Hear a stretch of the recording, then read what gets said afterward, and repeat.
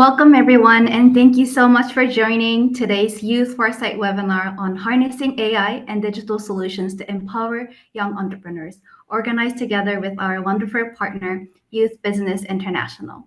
This webinar is brought to you by Youth Foresight, the global knowledge facility jointly managed by ILO's Global Initiative on Decent Jobs for Youth, and UNICEF's Generation Unlimited, now reaching nearly 9,000 subscribers around the world.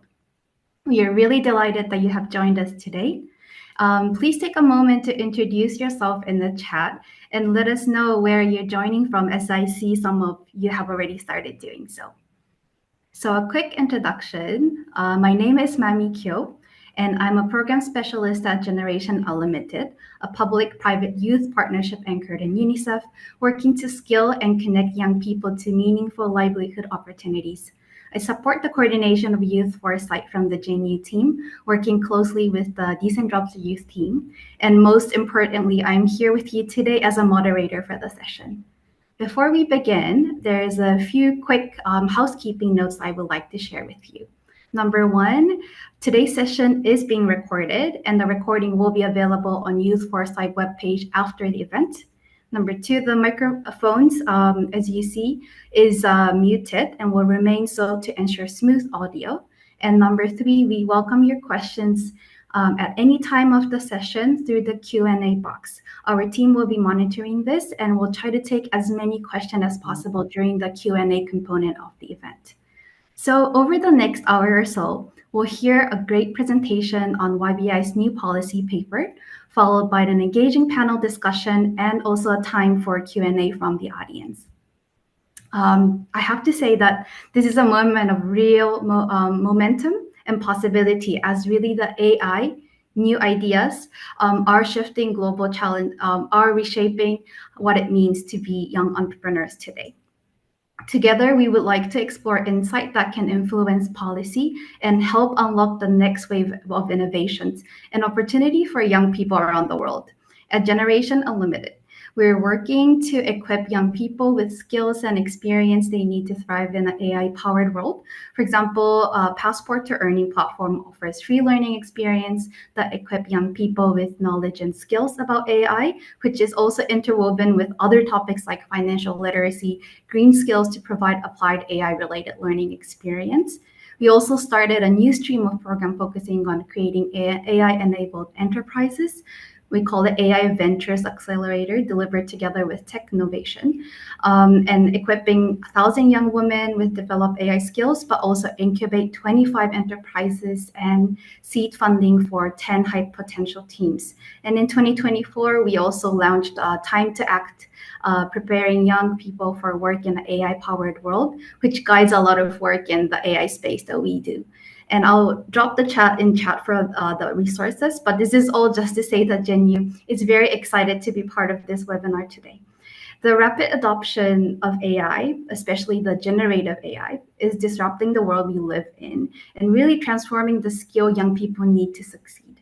According to World Economic Forum Future of Jobs report, as you may have heard too, AI and information processing technologies is by far the largest technology trend driving business transformation.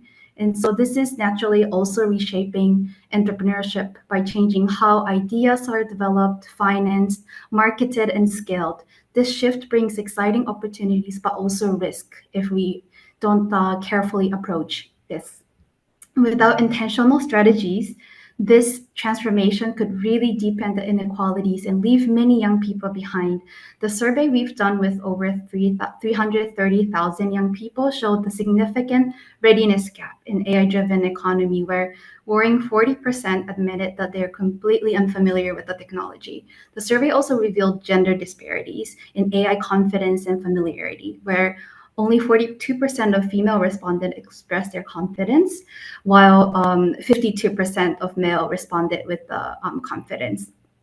So all that being said, given this landscape, and as we dive into today's session, we would love to bring your voice into the conversation. So we would like to invite you to a quick Mentimeter question as we switch the screen quickly.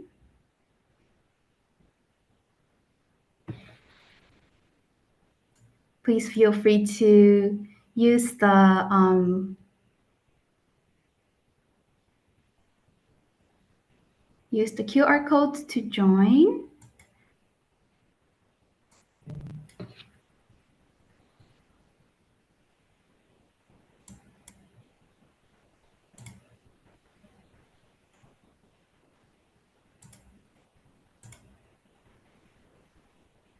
I hope everyone's is able to join the link.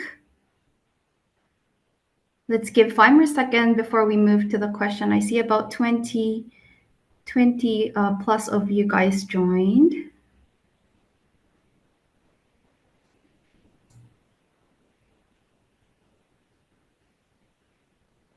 Okay, let's move on to the question. So the first question we wanted to ask you is, what excites you the most about AI in entrepreneurship? And you'll see a few options available here. So let us know what's most on your mind.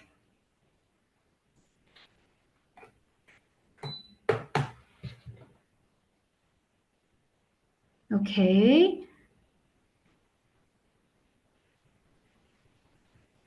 I think we're seeing some trends that people are excited that AI helps with working faster and smarter when it comes to your business or entrepreneurship work. And I think the next trend we see here is that also start and growing business is becoming easier with AI. So a lot of potentials here, I think people see in efficiency and also, yeah, like just the entry start and to continue the growth. That's great to see. Okay, let's go to the next question in the interest of time too. Great. So now we asked about what excites you the most. We're also curious to hear what worries you the most as we dive into this conversation. Similar to the last question, you'll see some options you can choose. Feel free to choose up to 2 on your mind.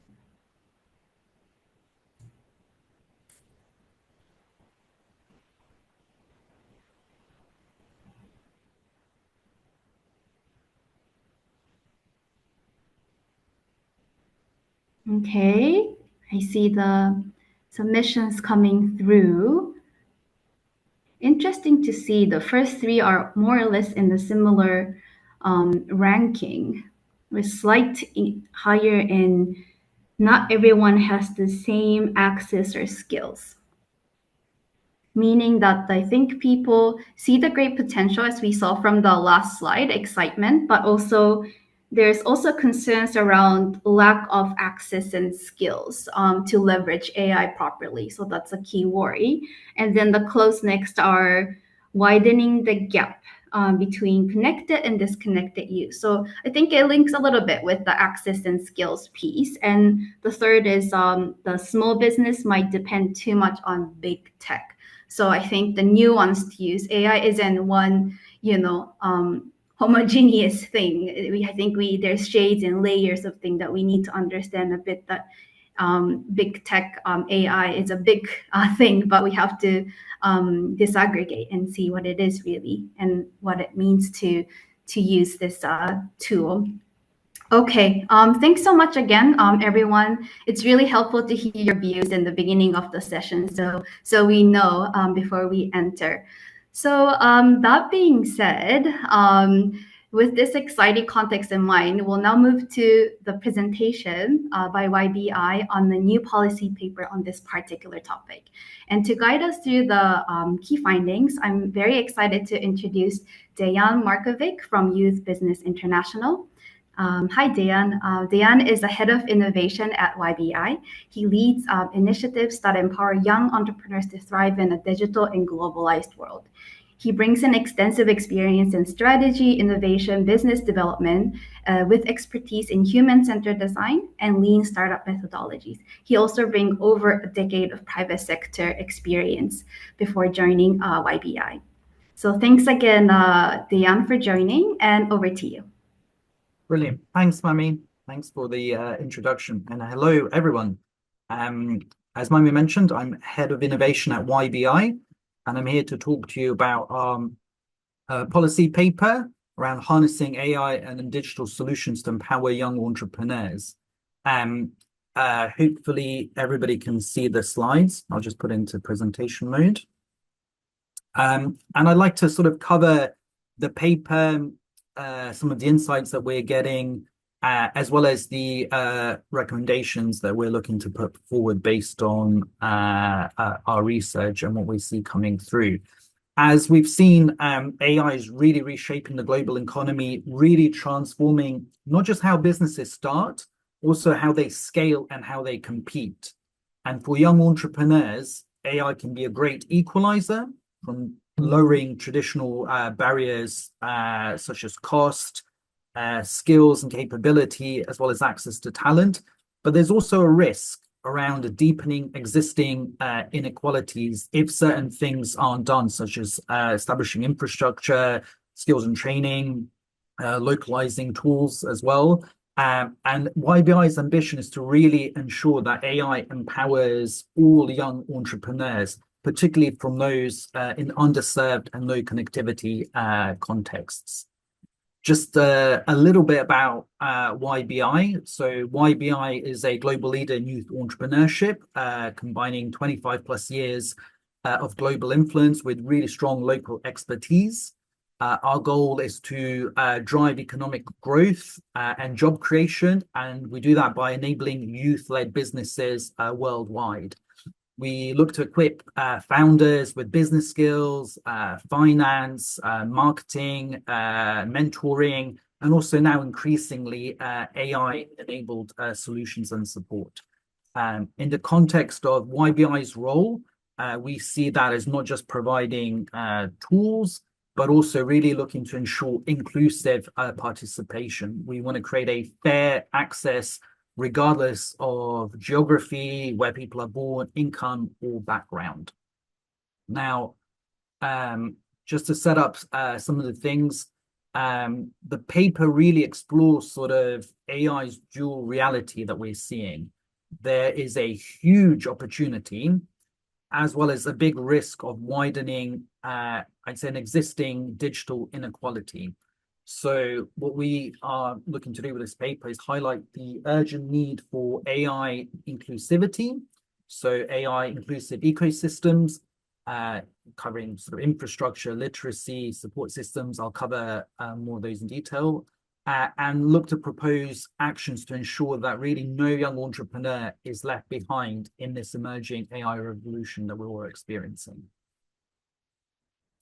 Now, to cover some of the opportunities and risks, when it comes to the sort of promise of AI and what it can achieve, I think the potential is massive, and we're already seeing a lot of transformation taking place already. We've seen how AI can really remove traditional barriers to entrepreneurship, really reduce the cost of entry and the cost of things from like design, marketing, operations. A single founder can now pretty much produce content, test prototypes, reach global markets at a fraction of a cost previously. We're also seeing how AI tools like ChatGPT, for example, Canva, Bubble, and automated customer agents can really create game-changing capabilities for entrepreneurs to sort of start and deploy within their businesses. We've seen how generative AI is also really leading a surge in creativity and innovation, and that was really sort of restricted previously by requiring high capital, access to high capital or certain skills which were very expensive. So it's sort of really exciting on the promise front. But with that, there's also a risk associated. Digital inequality remains huge. Previously, even before AI, there was a disparity in terms of the big corporations and SMEs and founders in terms of being able to access and deploy digital technology. But 2.6 billion, so nearly a third of the world, remain offline. And only 26% of individuals in low-income countries use the internet. So already those entrenched barriers are a big issue when it comes to harnessing the power of AI for everybody. We've also seen that AI tools and data sets are predominantly trained on global sort of north data, So really impacting the accuracy of outputs and making it more relevant for the global south. A lot of countries have multiple languages, multiple dialects, and without sort of training AI systems on those, it impacts the quality of those AI systems and how those people can use them locally. We've also seen massive infrastructure challenges. We all know the energy scarcity issue, and actually adopting AI in a lot of regions can be tricky, especially with the amount of power and AI data centers required. We're already projecting the tripling of the electricity demand in the next 10 years due to AI and the infrastructure required. And also when it comes to adopting and localizing and customizing AI solutions, costs for that can range from sort of $5 to $50,000, making it tricky and unreachable for a lot of youth-led businesses and some SMEs. So already, huge promise, and then some big risks as well if we don't take a collective approach to tackle those issues. We see a big urgency around, not taking any action. AI could really entrench some of those inequalities, really creating a new layer of exclusion for underserved youth. But with targeted support, AI can really level the playing field, really enabling entrepreneurs and founders to deliver high quality business outputs, reach levels of efficiency gains from 30 to 50%, depending on the business, and enable also faster scaling and impact. And that's something that we're really keen to support and promote. With that in mind, we are putting forward some policy and ecosystem recommendations. One is around building universal digital infrastructure, which is very important. We know that universal broadband is foundational and internet access. Without that, AI sort of cannot deliver on its potential promise and support entrepreneurs regardless. As I mentioned, 2.6 billion people already offline, just really highlights the connectivity gap, which can disproportionately impact youth entrepreneurship, especially geographically. And also public-private partnerships are one lever that can really promote and lower data costs and extend access, particularly into rural areas that are struggling with connectivity, and really help those underserved regions. When it comes to embedding inclusive AI education, AI literacy we see as critical to get integrated into national curriculum, vocational training also, and accelerator programs. Recently, the UK government has announced that AI will be entering our curriculum. 58% of young people feel unprepared for an AI-enabled workplace, sort of nearly half lacking knowledge. This reflects also what we've seen with our AI accelerator in our first cohort, with nearly half of the young entrepreneurs participating with existing businesses not having used AI. So training must really emphasize responsible AI, also critical thinking, things like ethics, and really also how to avoid over-reliance. The other one is around enabling AI adoption in entrepreneurship support. So accelerators, incubators need to integrate sensible sort of no-code, low-code AI tools into their service offerings. Mentorship is crucial, so combining the technical and the business guidance to help founders deploy AI sustainably, as well as, that's something that we've seen with our AI accelerator, how to really help young entrepreneurs understand not just the theory, but how do you practically embed things into the, help them to embed into their businesses to reap some of the rewards that I've mentioned previously. 4, developing SME-friendly AI governance. So how do we simplify risk-based regulation and compliance, sort of reducing the compliance burden on smaller businesses and enterprises?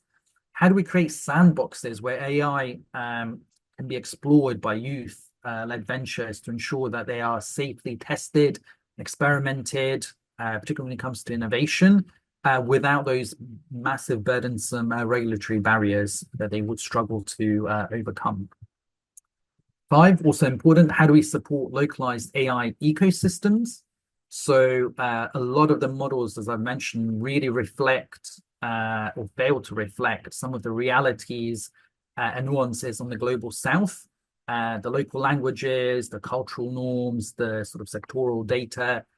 Most of the models have been trained on data from global north. So when it comes to accuracy, relevance, and long-term usage, how to ensure that those areas aren't left behind. And that means more training, getting more information and localized context into those models so that people are not left behind. And also, very importantly, point number 6 is around fostering global collaboration. So youth-to-youth networks, cross-border knowledge exchange are crucial. Also, global partnerships to not just accelerate AI adoption, but reduce the skills gap across different regions. And that cross collaboration, I think, is crucial. No one organization can do it alone. And really getting and activating a broader ecosystem, I think, is the most powerful lever we can sort of look to drive in order to achieve these outcomes.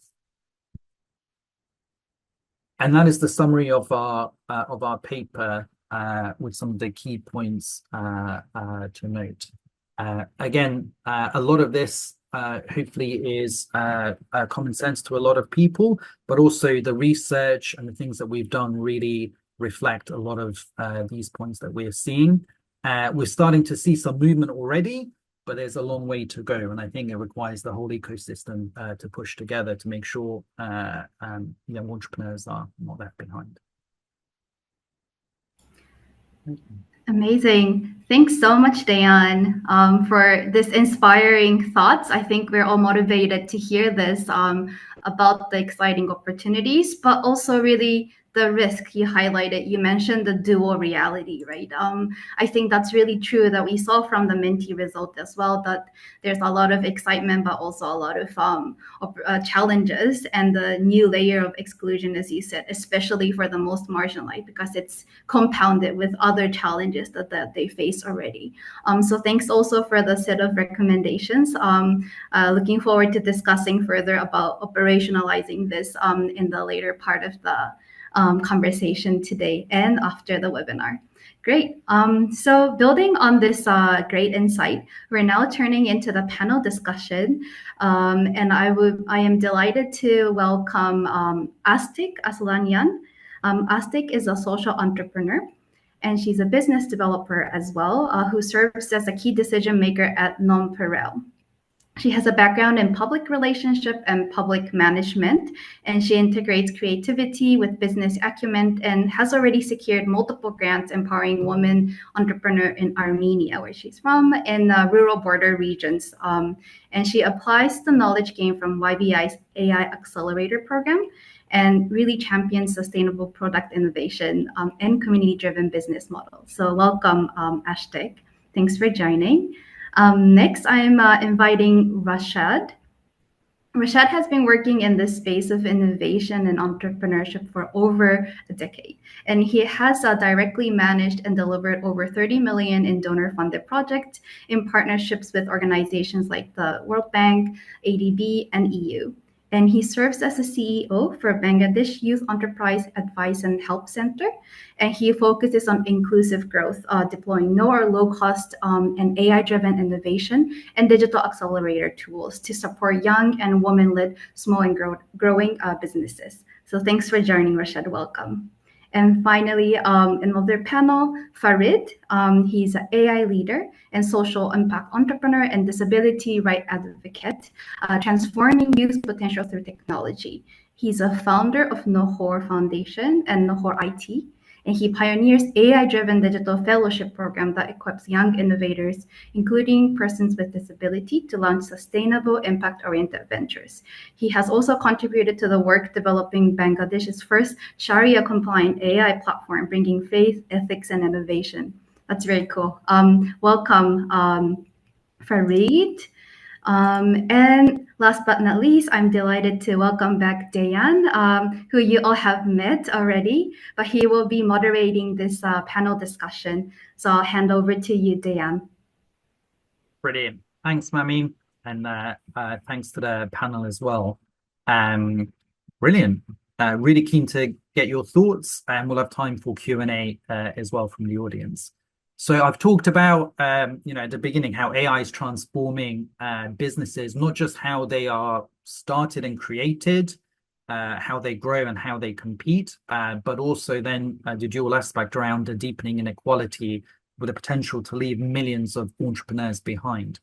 I'd love to get, in your view, based on right now, what you see as the biggest opportunity and the most pressing risk AI poses for young entrepreneurs. And Rashid, if we can start with you. Hey, Dian, thank you. And thank you everyone who have joined to this webinar. So to answer your question is that this is one of the those questions that I come across most often, and I'm getting this question repeatedly. Like even someone recently asked me is that if I am optimistic about the moment we are in, especially at the crossroad of AI and the small businesses and everything. And frankly speaking, I had to tell him the truth that find it hard sometimes to be optimistic, not because the reason is that we cannot adapt, or not because I believe the change is impossible, but because the speed that we require to adapt to this change is something that is unprecedented. This is one thing. And also the speed means many people, like many of the founders we work with, they won't have enough time if the correct support system is not deployed. The technology comes and goes, but for AI, the speed of change is like, I would say, to some extent, not just fascinating, but also to some extent actually scared. And as Mami mentioned at first, is the pace and the whole intention as to how the technology is going to be deployed. That's the whole thing. Brilliant. Thanks, Rashid. Before I ask Fareed, Astrid, from an entrepreneur point of view, I'd love to get your thoughts, what you see as the biggest opportunity and the biggest risk right now. Thank you for the question. The biggest opportunity AI gives to entrepreneurs is the kind of structural thinking that only big companies can afford. And with the right guidance, AI can help you fix your weak points, fix your sales funnel, and help you with messaging and right context. The biggest risk I see is that AI can widen the gap that already exists between those who lack digital skills or internet access and those who are already ahead. So another risk I see is that it's pure overwhelm, because you can spend hours generating context that never lead to real results. So AI becomes truly empowering only when it is paired with inclusive access, right support, and practical training. Brilliant. Thanks, Astrid. And Fareed, just checking if you're able to join us and answer.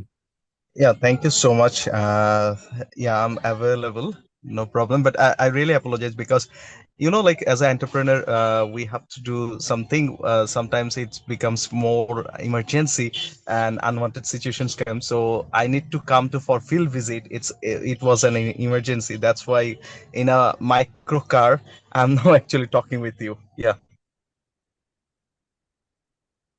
Brilliant. Thanks, Fareed.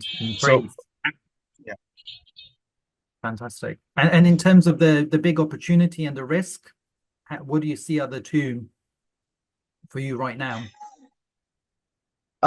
So thank you. I just want to go beyond like what our speaker said. Just recall the things. That is, whenever like we're starting person with disabilities training for entrepreneurship, what we found that they have some obstacles, and for overcoming these obstacles, say for example, a common person can easily like making the content, marketing content, making the product so much easily, and also market analysis, everything is very much easier for them rather than a person with disabilities, because they have many obstacles. So the AI actually make it more easier and faster for them, but the problem or the challenges what I found, as person with disabilities still counted as uh, uh, uh, one kind of a burden for this kind of like underdeveloped country like Bangladesh. So what is happening that like startup founder, the entrepreneur, always like struggling with their businesses, and when it becomes like person with disabilities, it the chances is more higher. So they actually have the challenges of internet accessibility. This is number one, which is a very big problem for them. Number two is there are some they are using AI for free, but like to get the premium quality, you need the subscription price. So this is also sometimes it's a actually big challenges for the startup founder who are from person with disabilities community. So these two things I get like a big challenge right now. Yeah. Brilliant. Thanks, Freed. And Freed's out in the field. He's doing a major campaign launch. So thank you for being available. Fantastic. Thank you all. Really good to get different perspectives as well, including from the at the entrepreneur level. I'd love to focus around the inclusive AI journey, Rashid and Fareed, with you guys, particularly around your experiences in Bangladesh and how your organizations like BIA and Noho are really turning AI from sort of a nebulous sort of concept into a really practical enabler for young entrepreneurs. And I'd like to start with you, Rashid, around and really understand sort of how you and your organization BIA really approach bringing AI into your own operations and programs. Sort of, what did you learn when it came to helping young entrepreneurs to really adopt AI inclusively, especially with those resource constraint entrepreneurs with limited digital skills? Okay, thanks, Dian. So while answering this question, I would just like to share my few points as well. So I hope it's visible to everyone. Right? Yeah.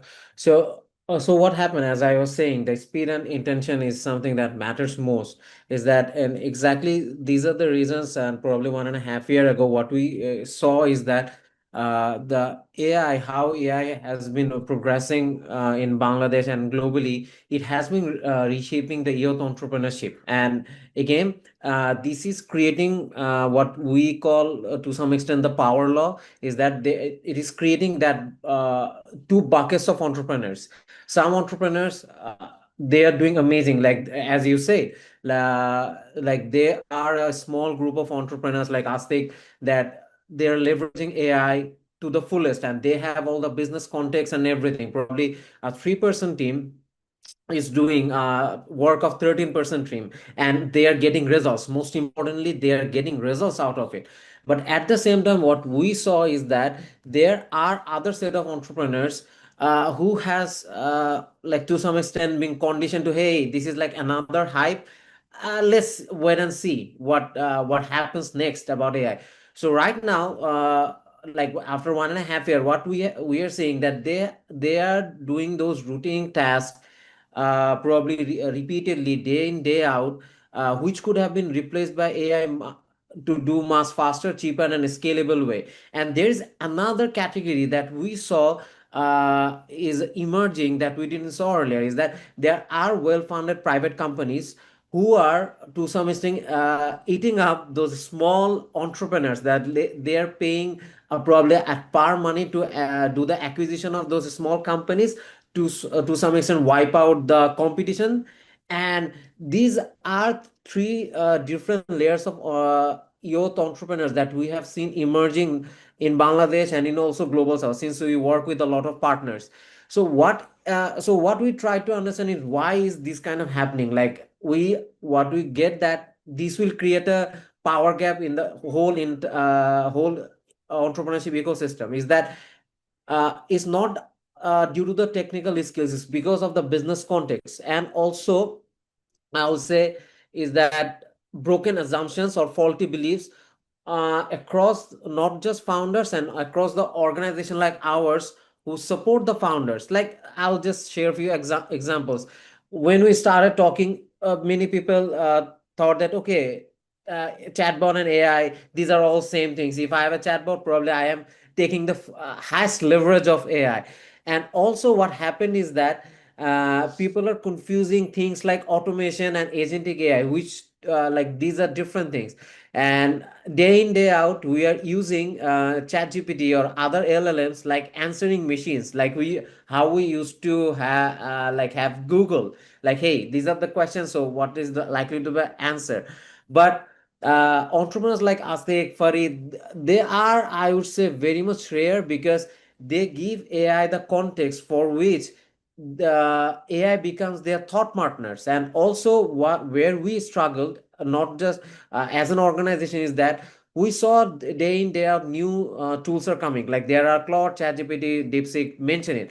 So for all these, all the LLM tools appear to be similar, but if we have used it, like all of us have used it, the way Perplexity works, the use case of Perplexity is going to be different than the use case of ChatGPT. But the most detrimental thing that happened is that many of the organization like ours, many of the founders are skipping the fundamentals. Like let's say I'm writing a marketing copy, and obviously it has to be persuasive. Now if I don't understand the fundamentals of a marketing copy, like how I can speak to the pain points of my customers, my clients, no matter how many AI tools we have, no matter how advanced, let's say someone has access to $200 paid version of ChatGPT or Claude, we are not going to get that kind of results out of AI. So these are some of the broken assumptions or faulty beliefs that we had to solve for ourselves at an organizational level before we deploying for the founders. So what we did is that we did a Well, thanks, Rasha. I was going to say, if just one more minute, just interest of time, if that's okay. Yeah, sure. So we just started with the pre-mortem audit of our organization. Like, what will happen if our organization cease to exist in next 1 year? And then, rather than doing the technical stuff, we operationalize all our context and documented everything. The reason we did this, and this is like one of our automations, also automation, agentic AI deployment for our internal research part, to be honest. And the reason I'm sharing this is that this is the exact playbook later we deploy it for our founders, because we cannot deploy something that's not been under a controlled experiment. And we take our founders through these three levels, which is founded as first we start with the foundation, like how we can do context engineering, which is commonly known as prompt engineering. Then we take them to the automation. Then right now we are playing with different agentic AI tools, which we will be working with Nahor initiative as well, so that we can give access to people with disability and other under-resourced people. So that's been, in short, our transformation and our playbook deployment for founders. Brilliant. Thanks, Rasha. Really doing the walk before talking the talk. And Fareed, sort of building on that and your partnership with BIA, so the BIA Nohor AI Fellowship, it's a really good example of inclusion in action. And I'd love to hear what you've seen and the impact that you've seen among young people that you work with, especially those facing additional barriers like disability or limited access to training. If you can do sort of a 4 or 5 minute summary, that would be great.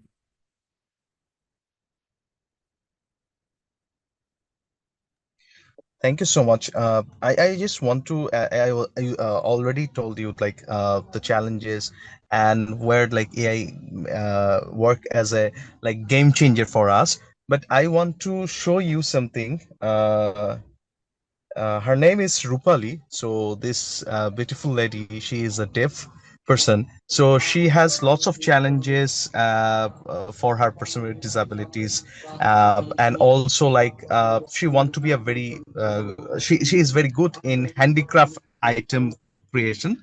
So she want to be an entrepreneur. So through our AI fellowship, so we actually try to support her, and also through AI and different tools, she actually gets support for her branding, marketing. And now this is the first picture where actually she was at the very first time when she was coming to us, and this is her product. And then we actually give her training for making AI for actually using AI tools to making her branding very smoothly. And then this is the picture where she is now becoming a very famous, it's called Bangla in Apa, like big sister for other entrepreneurs like person with disabilities. She is an example. So she is now it's a picture of like her exhibition of her product. So yes, and now her business is like sales is increasing. She built online presence without hiring a marketing team, and she now trains other disabled women. This is also a good sign of I believe like in our entrepreneur training AI fellowship with Baya. So what is happening that we give them a condition like after getting training, you should also train some person with disabilities, because we can't actually go and support everyone. So this is we want to build a model where actually our alumni also teaches other participants. So yeah, this is how this is a case study, success story I really want to share with you. Thank you. Brilliant. Thanks, Fareed. A really great example. Thank you, Rashid and Fareed. And before we go to the next part, I'd just love to hear from Astrid as well, who was an entrepreneur that recently participated in the in the YBI AI Accelerator. And yeah, really keen to know what motivated you to take part and how it has helped you to use AI more confidently in your business. We'll try and do this in 5 minutes. Thank you for the question. So I decided to join YBI AI Accelerator because I felt both curious and pressure. AI conversations about AI was everywhere in my daily work, but I still felt distant and confused. So being someone who is responsible at non-peril skincare for product development, as well helping young women entrepreneurs in rural areas, I had very limited time and had to wear many hats. So I didn't need another abstract theory course about AI, but something practical and directly connected to my business. So this is what I really appreciate in YBI AI Accelerator, because it acted like a real-time mentor working on my business, helping me to fix my weak points, help with my sales flow, also my own website update. So we didn't work on hypothetical examples, but we worked directly on our specific cases. So this is, as a result, now I use AI with much more confidence and with much more confidence. And I don't see AI as a magic tool, but I see AI as a structured thinking partner who helps me to ask better questions, to make clearer decisions, and to move faster with the resources I have. Thank you. Brilliant. Thanks, Astrid. And can you share with us an example, something concrete where AI really made a difference to your business? Yes, sure. So one of the concrete examples that AI helped me to do is how we restructured our website at Non-Peril Skincare. I will share with you our old version and some updates we already made. They are not finished yet, but you can see some differences. So before the course, I thought that on our homepage, we already have all the necessary information, but that customers may have need. But after the course and after applying the prompts provided by course, I realized that some fundamental information is missing. So here is the old website homepage where you can see there is no clear promise. There is no value proposition. Also, we don't anywhere mention how we are different from our competitors. So using the prompts that course provided, now we updated our website, and here you can see we have clear promise where we say that within these days we'll see the results, and we have a proof from customer.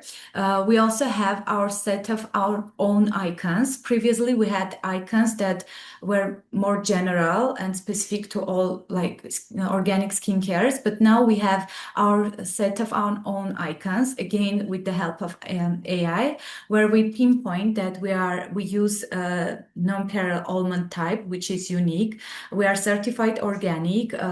We grow our ingredients ourselves. We own orchard of non-peril almond in California. We hand select the harvest. We cold press it, and we then turn it into highly performance skincare oil.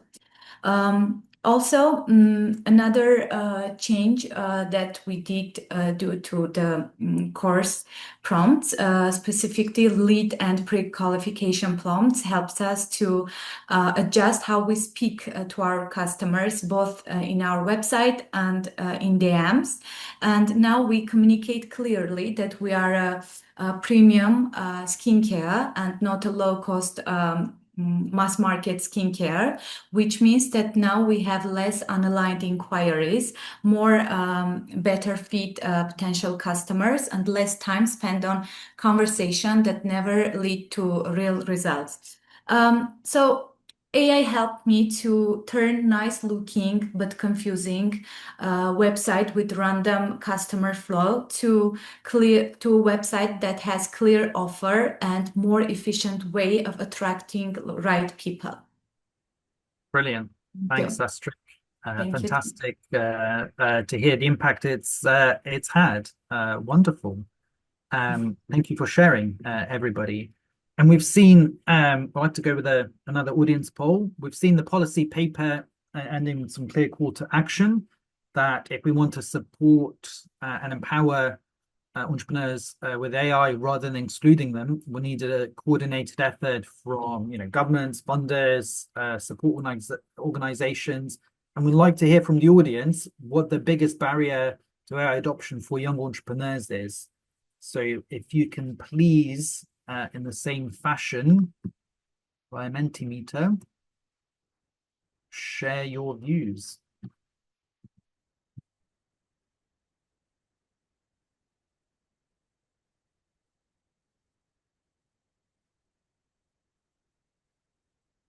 Interesting to see what emerges. Lack of skills training and opportunities. See high cost of tools and licenses cropping up. Yeah, accessibility to internet. Just see how it progresses. Okay. So yeah, limited access still being a big issue. The cost, training, but also lower awareness. Brilliant. You can see an emerging pattern: awareness, lack of skills training. Good to see that the sort of policy recommendation sort of highlights some of the core barriers that we're seeing. Brilliant. Thank you, guys.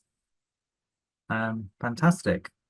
I was going to ask the panel for their thoughts towards the end, but I thought given the time, we go to Q&A is probably the best use of time for this section.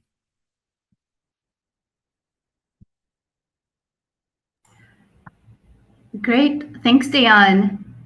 And thanks, panels. It was so interesting to be listening in, and also I think the presentations have really helped. So thank you so much, all the panels, and also thank you, Dayan, for guiding us through in the conversation.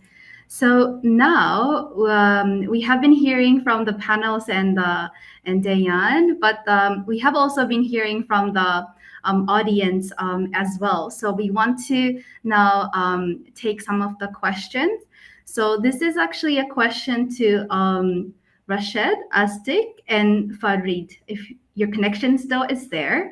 Now, I think we talked a lot about, the technical know-how when it comes to the AI, but I think it's important to also remember that we are humans at the end, and also the importance of soft skills while we deal with technology. So the question is, what soft skills do you think is essential to succeed in an AI-powered business world? And it would be great to hear from three of you, given that you are all building your business, are engaged in this process a lot. So from your perspective, what is the soft skill you think is most important? So I'll start with you, Rashid. Thanks, Mami. So I believe if I had to name one, is the ability to spot patterns and the unbundle things, like deconstruct the stuff. Because as we go ahead, since we have to talk to LLM AIs, generative AIs quite a lot, the level of output and its impact on business will depend the input we give. And when we are discussing about the input, is that whatever business problem we have, sometimes we take a very meta view of this. But let's say I'm saying I have a marketing problem, but if I can deconstruct the whole thing and say, okay, my whole problem is that my lead generation is quite expensive. The industry benchmark is let's say $5, but I have to spend $15 per lead. So this level of deconstruction is going to be key, and it doesn't come from any technical skills. It comes from that level of critical thinking or deconstruction skills. So that's one I wanted to highlight. Wonderful. No, thanks so much. Thanks for taking us through as an example as well. That's very helpful. So over to you, Astik. What do you think is the important soft skill? From my own experience, I can see that the soft skills that help me best is first curiosity, because you should be never afraid to try new AI tools, and we should never be afraid of the tool itself. You should be curious to ask as much questions as you need to ask. And later comes the ability to ask right questions, because these tools are only beneficial if you ask them right questions. The question should be structured, well formed, so AI understands exactly what you want from it. And then critical thinking, because not all the facts that AI gives you are correct. You should also be able to recheck them so make sure they are correct, and be able to adapt to the new tools that are coming every day. So you should not stop and use only one tool, but be able to adapt and try new everything that comes ahead. And I think the most important is ethical judgment, because AI can give you data that you should first decide yourself whether it is worth sharing or trusting. So I think this is also very important to be ethically judgment, to have ethical judgment. Thank you. Amazing. Thanks so much, Astik. And I hear some common thread between Rashid and Astik about communication and being able to ask the right questions and things like this. Thank you. So over to you, Farid. What do you think is the soft skill needed? Thank you. Thanks once again. The soft skills, I guess the most important soft skills that is the passion, probably, because the hunger of actually learn, as AI is coming, we whenever like internet we get accessible for us, then we say it like everyone is in our very close. We easily can learn through Google and something. And now we can say like we easily can build anything through AI. So it's your passion that's actually needed fast. Then I guess like you should also know the how the problem solving skill you should actually have, because sometimes you actually need to know the learning process, and it will be very easier if you know if you get the problem solving skills inside you. So this is two things I believe like it can actually help young entrepreneur a lot, this kind of soft skill. Yeah, thank you. Fantastic. Thanks so much, Farid, for those examples too. I think all of these things that three of you mentioned are very important, and like ensuring that the AI tool is used ethically and in the right way. We still need these important skills to be able to, think about the output, as Rashid said, like you input, what we put in is direct result of our output. And then Astik also mentioned about ability to ask the right question, and then also problem solving, as Farid at the end mentioned. So thanks so much. Now I'm going to go to Dayan. This is related a little bit to one of the risks you mentioned during your presentation. You mentioned about the environmental piece there. So the question is, what do you think about paradox of social or green business using AI? Wouldn't they need to report on the environmental cost?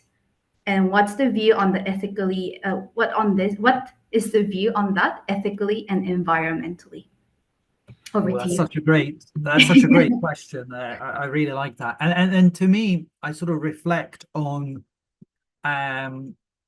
when the sort of sustainability agenda really cropped up. This was something I remember when I worked for a large global health insurance company. It was really coming to the fore, and there was a lot more emphasis based on that. So there was this sort of like emergence. You saw the corporate world adopting it, taking it more seriously, more policies and other things coming through. So I think this is something that will be a big issue. We've seen sort of data usage, the amount of electricity, and it's still kind of nascent. So like how much is being used, I think those are the things that will have to flow through the system. And I can sort of envisage, as we're trying to do now, a lot of offsetting. How do you minimize impact? How do you sort of tap into more sustainable ways of doing this? So I think it's like any new introduction of technology, you'll get this sort of transitional period. But I do foresee that challenge will start to be tackled. I've seen so many companies sort of really come to the fore around how to minimize waste, whether it's electricity or other resources. And a lot of young entrepreneurs are actually really leading the charge on a lot of this. I see that as a big sort of space as well. When it comes to energy usage, batteries, electricity, all of the other bits and pieces, that isn't going away. And I feel like an answer is needed for that. So I feel like if it's ignored, it will be a big gap. But I like that people like you are asking that question. It means like it's at the front of people's minds. And hopefully we'll have less of that journey where it sort of, started off at the fringes and it took a while for mainstream adoption. So really good question. And I think that's something that will have to be sort of addressed. But I'm confident that there is a lot of focus on that, given by the hard work that's already been done to date. A brilliant question. Yeah, no, thanks so much, Dan. Rashid, do you want to come in? So, Mami, I just wanted to add one point, because this Yes. is something, since we have been working again for last 1 year with a number of social and environmental entrepreneurs. And when we talk about AI, it always bumps up that irony of, okay, we know AI is consuming a lot of energy and everything.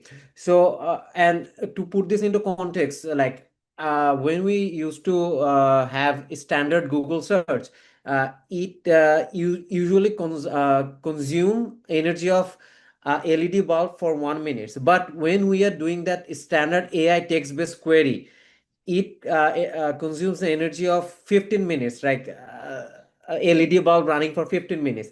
But if we push it further, like there are reasoning tasks and everything, it consumes the energy of roughly the amount that it needs to boil a full electric kettle. So to understand this, what we are trying to do is that a lot of context, as we keep saying, like the input, context, and deconstruction, we did in the AI accelerator with YBI. There's another resource that's been shared here. There are a lot of preloaded context that we are putting into for our founders AI usage, so that they don't have to go back and forth. It is our own way of tackling this challenge. Obviously this is not definitive, but we are seeing the impact, because the level of answers that our founders is getting, to get that kind of answers, they had to spend like a lot of text-based queries going back and forth, which had impact on the energy. So this is, just wanted to share, this is our own small way of tackling this problem. Thank you. Fantastic. Thanks, Dayan and Rashad, both for shedding light on this important challenge. And it indeed is a transitional period. And I think in the past, like all the industrial revolutions that we've gone through, there are a transitional period and environmental, ethical considerations. So it's another one that we are going through. And yeah, thanks so much. We do have some other questions, but we are coming to an end of the time. So let's continue the questions in the community forum of YouthForesight. And I would like to once again really thank our panels for sharing the insights. And thank you, Dayan, for the great presentation on the new policy paper. I really encourage everyone to take a look at the policy paper after this session. I think at the end, I just have to say that the 1 hour went really, really fast. And today's conversation really highlighted the future of AI in youth entrepreneurship. It's not a predetermined thing, but it's really shaped by the choices we make today, and also including how we design the policy, build the support system, how we invest in access and the skilling, and ensure young people are not only included in the process, but really they're leading. And I think each of us have a role in making sure that the technology shift become really a force of promoting inclusion. So thank you once again to all of you. And before we close, we kindly ask you to take a moment to complete the evaluation for the webinar, which will pop up now. This will be really helpful for us for future YouthForesight events. So we appreciate your inputs. It's just 4 questions. So let's take 1 minute to do this. Okay, I hope everyone had a chance to quickly write into the evaluation or click into the evaluation. And to close this session, we will play a short YouthForesight video so we can share a little bit more about this platform.